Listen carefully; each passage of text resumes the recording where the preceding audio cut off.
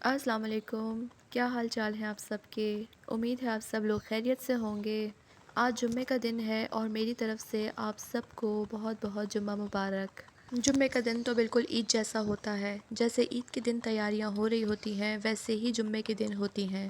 آج چونکہ جمعے کا دن ہے تو کیوں نہ ہم قرآن پاک کی ایک ایسی صورت کا ذکر کریں کہ جس کی وجہ سے ہر بیماری ہر مرض سے شفا ملتی ہے، اور وہ صورت ہے سورہ رحمان۔ کوئی بھی بیماری ہو، چاہے ذہنی تناؤ، انزائٹی، ڈپریشن ہو، ایون کینسر جیسی بیماریوں کا بھی اس میں علاج ہے۔ اور اب تو میں نے بہت سارے ڈاکٹرز کو سنا ہے اور دیکھا ہے کہ وہ اپنے مریضوں کو اس کی تلاوت سننے کو کہتے ہیں اور باقاعدہ اپنے کلینکس میں یا ہاسپٹلز میں اپنے مریضوں کو اس تلاوت سناتے ہیں۔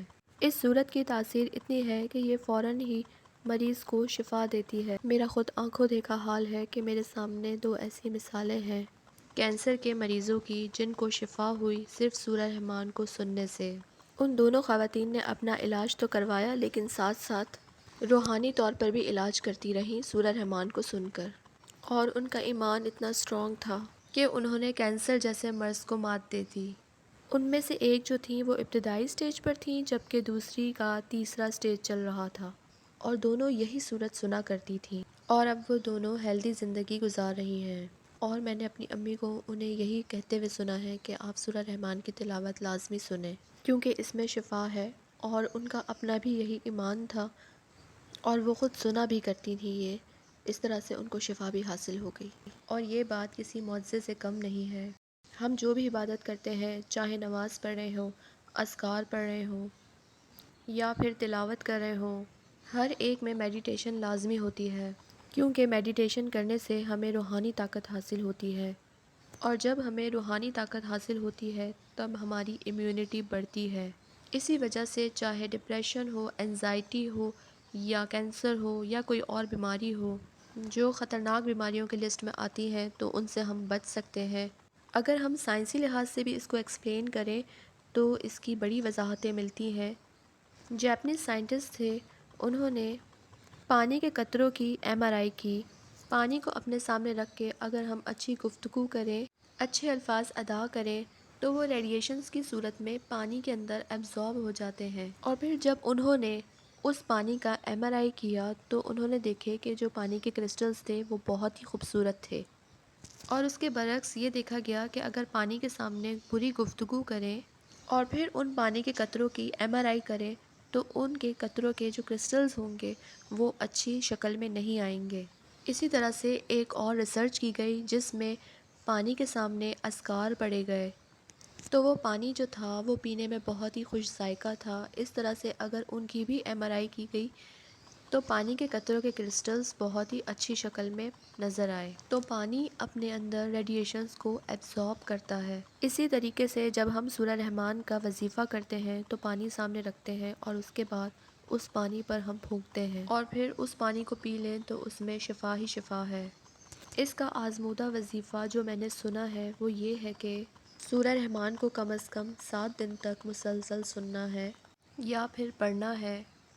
پانی اپنے سامنے رکھا ہوا ہونا چاہیے اور اس کے بعد اس پر پھونک کے اور پھر 3 گھونٹ میں پانی پینا ہے، اور ہر گھونٹ کے بعد کہنا ہے اللہ۔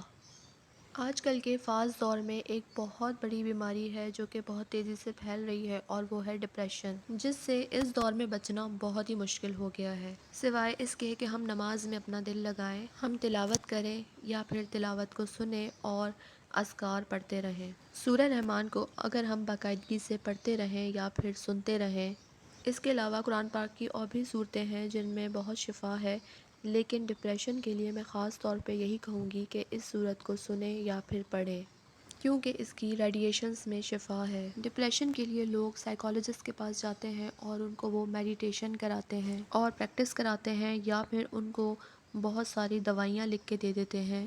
تو ان سب سے بہتر یہ نہیں ہے کہ ہم کیوں نہ قرآن شریف سے میڈیٹیشن کریں، اور مہنگی دوائیاں، مہنگے ڈاکٹرز، ان سب سے بہتر ہے کہ ہم قرآن شریف کا سہارا لیں اور اپنا علاج اس سے خود کریں۔ ویسے تو جو بندہ 5 ٹائم نماز پڑھتا ہے تو وہ انزائٹی، ڈپریشن سے دور رہتا ہے، اور ڈپریشن کا شکار اگر کوئی ہے تو وہ اگر سورہ رحمان کو سنے، پڑھے اور پھر اس کا پانی پیے تو اس کو یقینی انشاءاللہ ضرور فائدہ ملے گا۔ کوئی بھی عمل ہو تو اس کا دار و مدار جو ہے وہ نیت پہ ہوتا ہے۔ اس طریقے سے جب ہم علاج کراتے ہیں تو اس کا دار و مدار ایمان پر ہوتا ہے، ٹرسٹ یا بھروسے پر ہوتا ہے۔ اگر ہمارا ایمان ہے اور بھروسہ ہے تو ہمیں اس بیماری سے لازمی شفا ملتی ہے، اور اگر ہمارے دل میں ذرا بھی شک و شبہ آئے تو پھر وہ چیز ہمیں فائدہ نہیں دیتی۔ تو بینگ اے مسلم ہمارا ایمان بہت اسٹرانگ ہونا چاہیے، اور ہمیں اپنی زندگیوں میں قرآن شریف اور نماز کا سہارا لینا چاہیے۔ تو اسی اچھے نوٹ کے ساتھ، اچھی بات کے ساتھ میں آج کا ولاگ ختم کرتی ہوں۔